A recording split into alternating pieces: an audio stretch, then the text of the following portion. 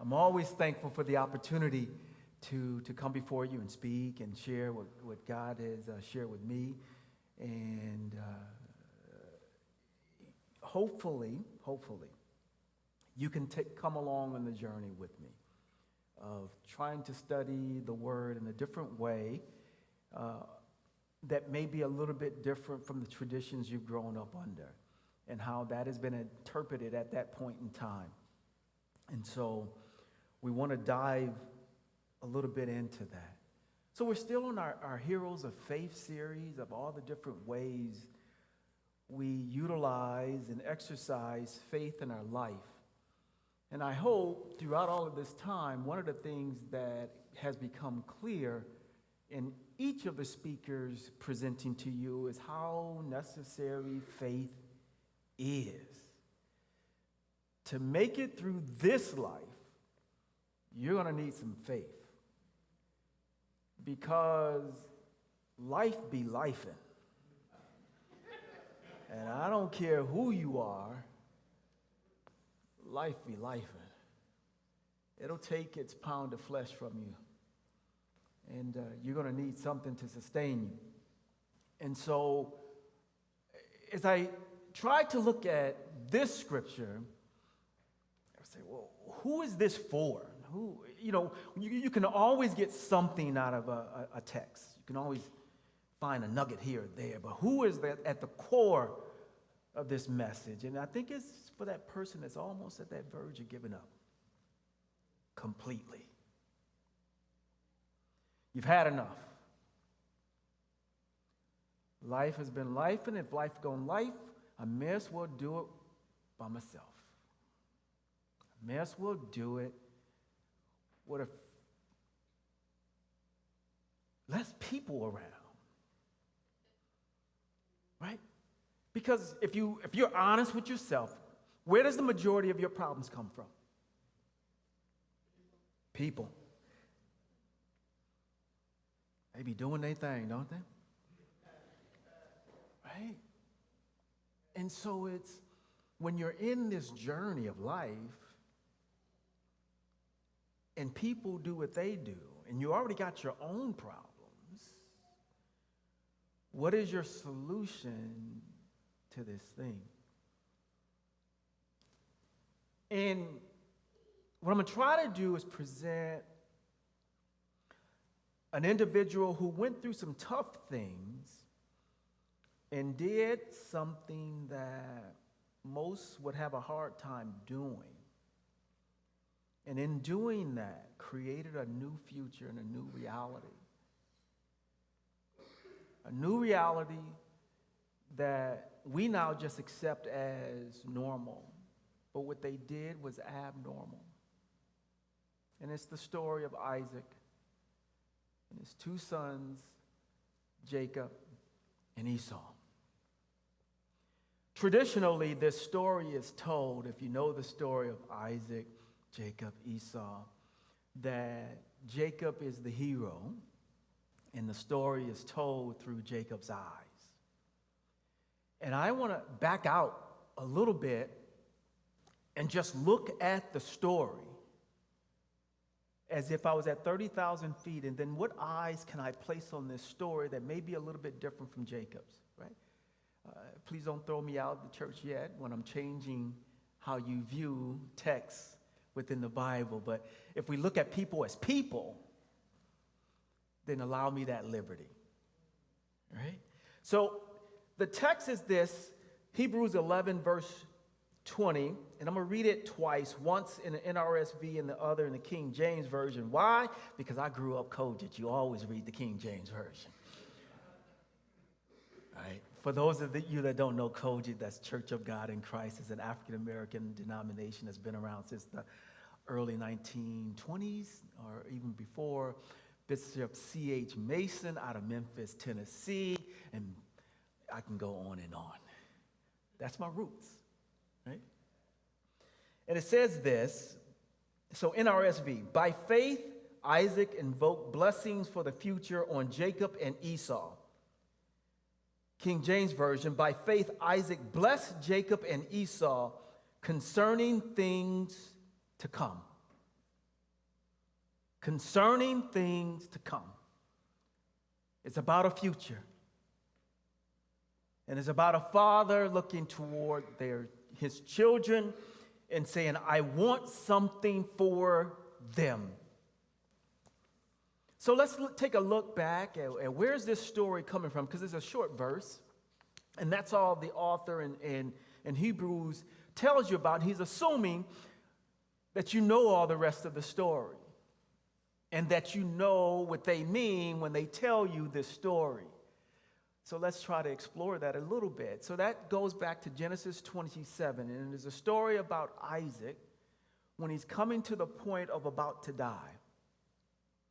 And he's gathering himself and thinking through, okay, it's time to pass along the blessings that God has given me to my oldest son. It is in that story that then Isaac tells his oldest son Esau, hey, go out to the field, kill an animal, bring it back, clean it, make a savory meal for me to eat, and then I will bless you. I will give you the blessings of God that God has put upon my life, and I will transfer them to you, my son.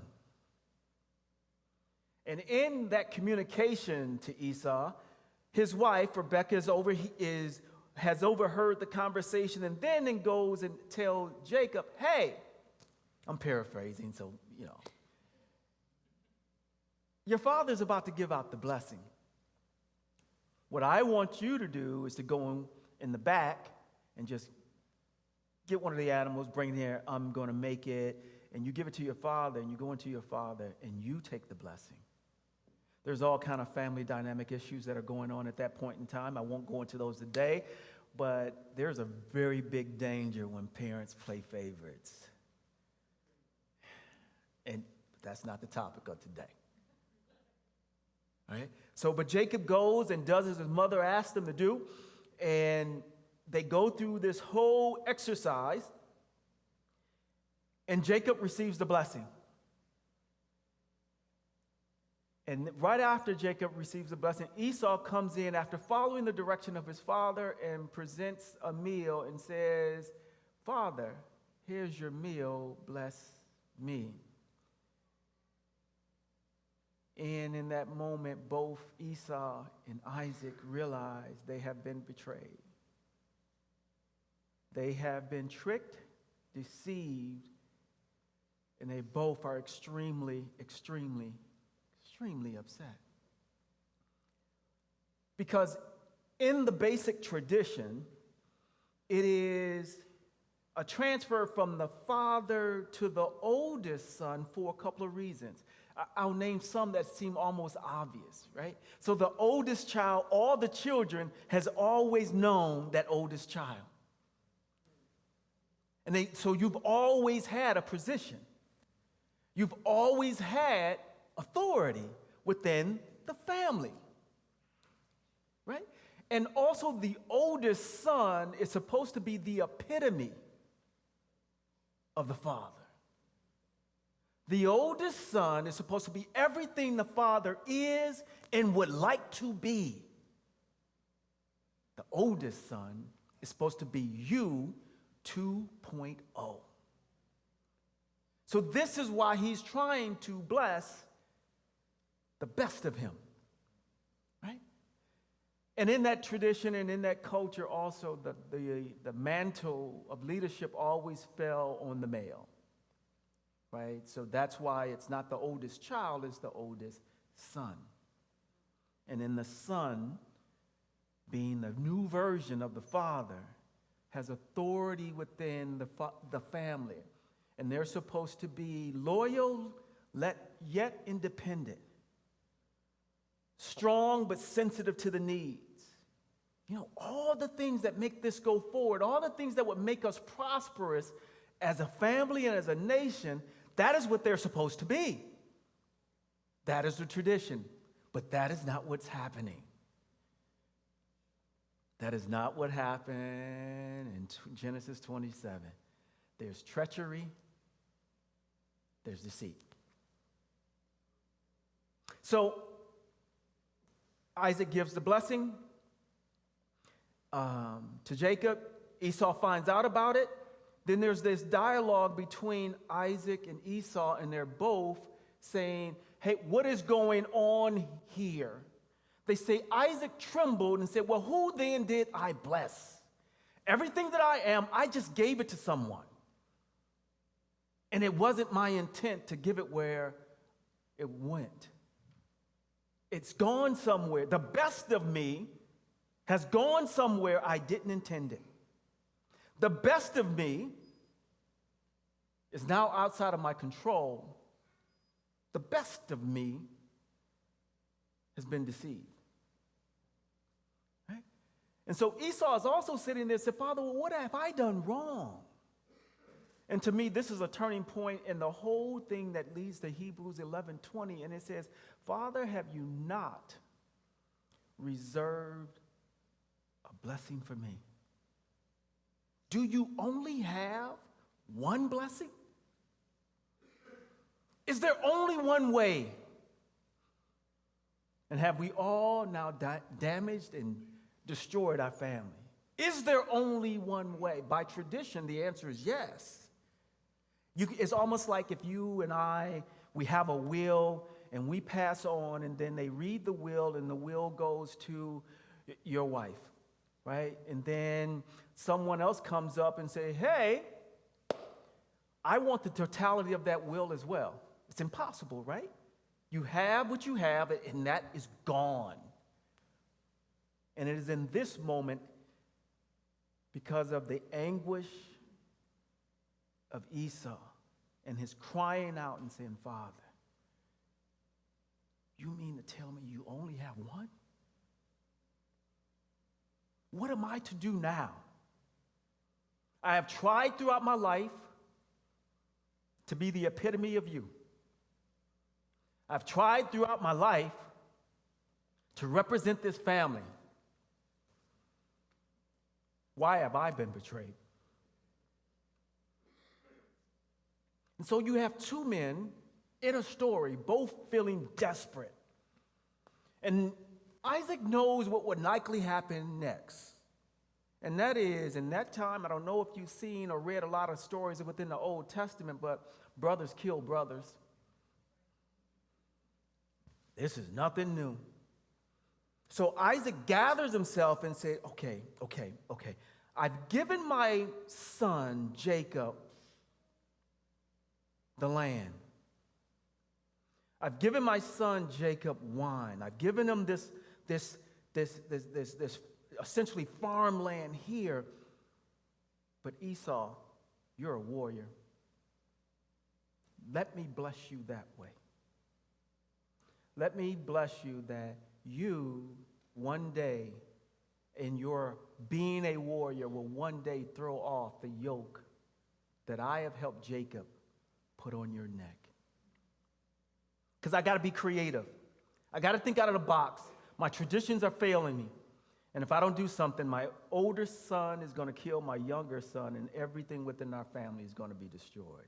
What do I do then? I've been betrayed. I don't know what to do. My tradition tells me what to do, and if I do that, my family's done. I need to now call on God to find a new way out. Because in the middle of this moment of despair, I want you to think about the totality of the life of Isaac, right? So this isn't new, and I'm going to get somebody to help me. I need somebody to play Isaac for a second. Who wants to stand up and be the senior gentleman Isaac in this story? David? Dave, come on. And I need somebody to be Father Abraham. Yeah. Huh? Who's it? Come on, Abraham. I need somebody to be Sarah. I need an Ishmael. Come on, don't be. I'm gonna have to start grabbing people. All right, Sarah, come on up, Sarah. Come on, Sarah. All right. Because we gotta move a little. Oh, you want to be Sarah? Okay, you can be Rebecca. All right, stay right there. All right, so who am I? So I got Abraham, I got Isaac. I need an Esau. Brandon, come on up here. Come on up here. Son. Because I want you to keep these characters straight in your mind. That's the only reason I'm moving these people, because this has been going on a long time. All right, so Brandon, you're Ishmael? Okay. Esau, I need Ishmael. All right. Abraham, Isaac. See, that's why I need all the people. It's hard, isn't it? You are? Isaac. You are? Abraham. All right, stand over here because I'm going to keep it by age. I was going to say, I need name tags. All right. Ishmael. Who's Ishmael? All right. Yeah, come on, Sarah. Sarah, you go over here. You're the oldest son, right? So now Jacob, you are Esau? See, even I'm concerned. Esau, we need a Jacob. See, we're running up. We need more people. Come on, Kevin. All right? Stop. See, we get. Okay, Sarah, Abraham, Ishmael. We're going to leave Hagar out today, okay? All right? Yeah. Isaac, Esau, Jacob, Rebecca. So, Rebecca, you can go and sit next to Isaac. That is true. That is true. So, imagine the life of Isaac and what he's seeing.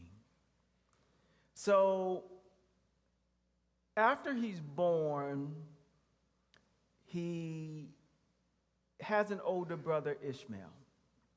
And his brother Ishmael is a teenager about the time of the story we hear about Ishmael. He's a teenager. And does any of you have an older sibling, maybe 10 years or more older? Right? You do? You do? Is it, so is an older sister? Brothers, all brothers. This may or may not work for you. All right, so hold on. Older sister, older brother. Anyone else? Sister? So sister to sister. Same here, brother to brother. I had an older brother. Tell me how did you feel about your older brother that was 10 years plus older? Indifferent? Yeah. He was older. He was gone. He was gone, right? But was he ever in the house with you when you were little? Yeah. I never won anything. Okay, no. So y'all trying to mess up my story. This is a message here. Go with me for a second. All right, I'm going to have to regain control of this. So I have an older brother that is probably 15 years older than me. He's my second dad. Eugene, I love you, brother. And he treated me in such a way that he was totally my second dad. This is the relationship that's happening between Ishmael and Isaac. Because in that time, as Ishmael is a teenager, he can now engage with the adult men. He can now go and come as he pleases. While Isaac, at that point in time, is only 2 to 3 years old, he's under the care of his mother and the women. So here's Isaac looking at his respected older brother that one day disappears. You can go ahead and sit down. So there's this abandonment that Isaac feels because his older brother is now gone. He modeled himself after the respected older brother, right? Authority within the family. And then after my older respected brother goes away, I found out it was my mama who sent him away. How would you feel about that? Oh, I got to take control of this story. In my story, I remember the day my older brother left the house. I stared out the window, watched him pack the car, and drive away. I turned to my parents and looked at them like, what have you done? What did you do to my brother? Remember, these are people. This is Isaac's view of his brother Ishmael, his mother Sarah, and then I have this father who takes me up on a mountain saying, we're going to sacrifice something, but the thing that I know that we're going to sacrifice is me. This is Isaac's life. So he has a father that sacrificed, a mother that sent his best friend away, the best friend that didn't fight to stay, and now I get to my family. I get to my mother who is helping to overthrow my older brother in his rightful place in this family. This is the life of Isaac. Does anybody feel betrayed yet? Does anybody understand how Isaac may view this moment at the end of his life when his only goal now is to do the best thing possible and take all of God's blessing and do the right thing? And even then, I'm surrounded by betrayal. Even then, we can't get this right. So do you sense the desperation from both Isaac and Esau yet? Because betrayal is not an easy thing. It destroys your trust in a system. It destroys your trust in people. It destroys your trust in life. It destroys your trust in faith. It destroys your trust in God. And people closest to him created that. So now, when we talk about the faith of Isaac, it is in the middle of all of this. Thank you all. Give them a hand. And these are all very good people. Do you get the story of the moment of Isaac? And so, Isaac creates a new blessing and says, son, you will be a warrior. God will bless you there. And then one day, the yoke that has been put on your neck, it will be broken and you will be free. But in that very moment in chapter 27, I'm not sure Esau believed him, because the next part of the story you hear is Esau wanted to kill Jacob. Right? That's how chapter 27 ends. But the story doesn't end there. The next time you see the two brothers come together is in chapter 33 of Genesis. Jacob has gone off. He has become prosperous. He has a family. But now he's returning home to his homeland. And he knows he has to cross the path of his brother Esau. And Esau is everything Isaac prayed he would be. He is a warrior and has warriors with him. Meaning, this farmer, Jacob, is now about to come up against his warrior brother Esau and other warriors. And he has his family and children. That's all he has, is some servants. What's interesting about when they tell the story about them coming together, it is the response of Esau. Jacob remembers what he's done to his family. And so he goes through all of these different actions to try to buffer himself against the anger of Esau. But Esau in chapter 33 sees Jacob, runs to him, kisses him on the neck. He says they wept. They wept. Esau has forgotten all the anger. He's forgotten all the deceit. And in this moment, once again, there is just brothers. Just brothers. So I submit to you, what happened to the anger of Esau? Where did it go? Is it possible that the prayers of Isaac have come to be a realization? Is it possible that the character of Esau has leaned into being the oldest son? And what do I mean by that? The epitome of the father is the father, Isaac, was able to forgive.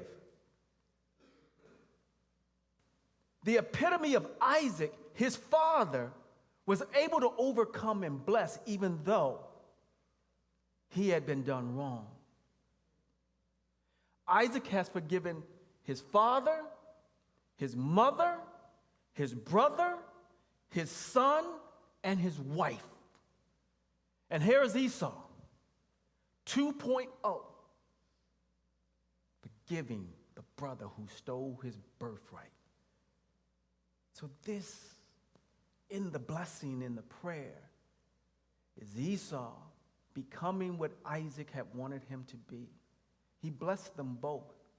One, you'll be a blessing of the ground. The other, you'll be blessing of the warrior. But the other part, I need you to be, is the epitome of me, and even give blessings after betrayal. Blessings after betrayal. Faith after betrayal. Is there moments in your life that you're going to have to give forgiveness and have faith after the betrayal? Yes. Why? People.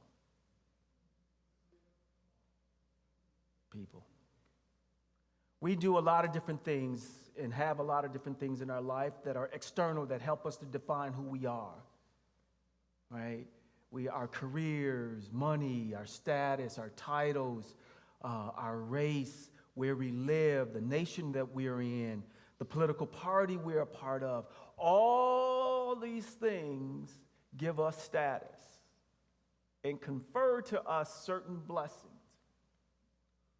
But the problem is, what happens when those external things let you down and they betray you and they shift? For example, there was a point in time in the early 1900s, I think they said about the 1920s, because that was right after the great crash, right? So if you were a little chubby around the middle, that was a good thing. It ain't so no more, right? Because that was a sign that you still had resources and you could feed yourself and your family, right? But that was a status. If I was a little porky, right? If you had a little bit meat on you. There was a point in time in 1950s and 60s where if you were a man and you had calluses on your hand, that was a good thing. Why? They said you were working, you were resourceful, you could do things, you could make things.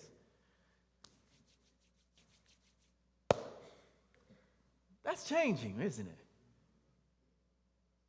So what happens when you put your identity in these things and they let you down? You're lost.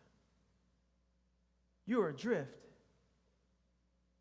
And the challenge will come for you then. Do you have the faith in your Creator, who is truly meant to define who you are, when those things betray you, that you can still go forward?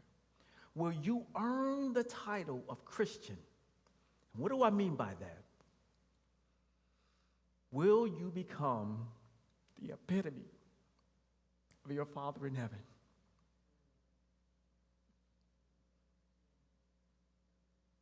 Will you become Jesus 2.0?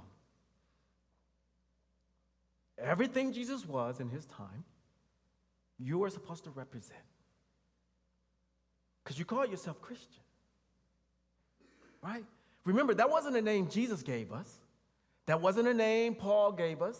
That wasn't a name Peter gave us. That wasn't a name John gave us. That wasn't a name Stephen gave us. That was none of the names given to us by the disciples. We were called saints by the disciples. Where did the name Christian come from? Because the people saw how we acted. And it was so different from every other religion, it was only worthy to create a new name for you. Because you were the epitome of everything Jesus the Christ was supposed to be. And you did it even though they were hanging you. You did it even after people were being killed by that name. You did it after family members sold you out to the leaders and rulers of the time. You did it. So will you have the ability today in your life to overcome the challenges of your life and do the things that God had for you anyway, because it changes the future? I don't think Esau's anger goes away without Isaac's prayer. I don't think we have the story of Jacob without Isaac's prayer. This is about faith after people have done you wrong. Hebrews 11:20 is about faith while people are doing you wrong. The story of faith in Hebrews 11:20 is about faith when the world under you is shaking. Do you still have the power to do right and find new traditions and new ways to be a blessing to others? This is about faith that others would not even attempt to do. Can you do that in this point in time in your life? I'll close with this. It's a Psalm 73. And it talks about trusting in God even though you're at a point of giving up. It says this, starting at verse 21. So Psalm 73, starting at verse 21. When my soul was embittered, when I was pricked in the heart, I was stupid and arrogant. I was like a brute beast towards you, God. Nevertheless, I am continually with you. You hold my right hand. You guide me with your counsel, and afterward you will receive me with honor. Whom have I in heaven but you? And there is nothing on earth that I desire other than you. My flesh and my heart may fail, but God, you are my strength of my heart and my portion forever. It is that kind of faith that you are looking for in Hebrews 11. Amen? Amen.